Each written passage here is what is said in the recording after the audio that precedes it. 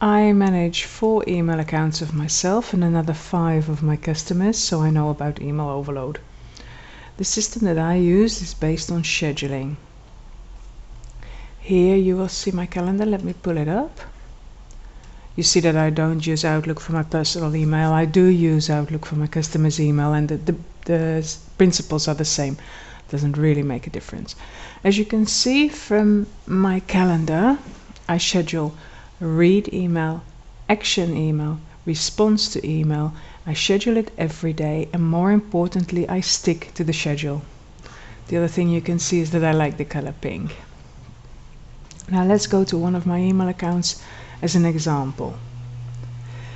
This is what has come in since the last time I checked my email. I read it and I decide immediately what I do with it. If I respond now, respond later, action now, action later, or delete.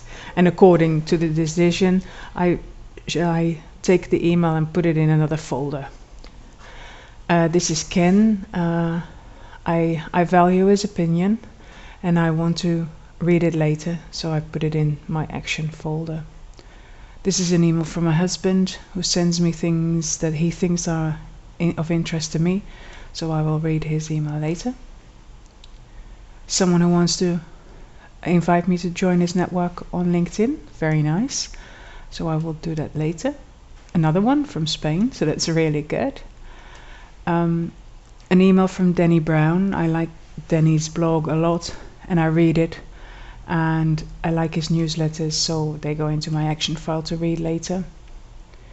Here is someone answering my emails, and I don't need to do anything with it, so I will just file it.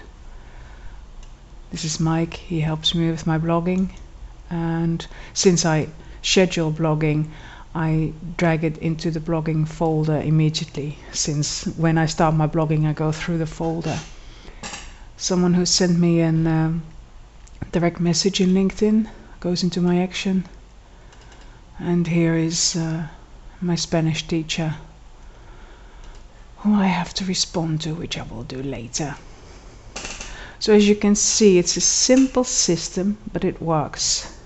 Once I get to my action times, I open the action folder and I can see immediately what I have to do and work with that. Same for the response. It means that I never have to remember things and my email inboxes are always empty. It does take getting used to, but if you're willing to change, it really pays off. So this is how I manage my inboxes effectively.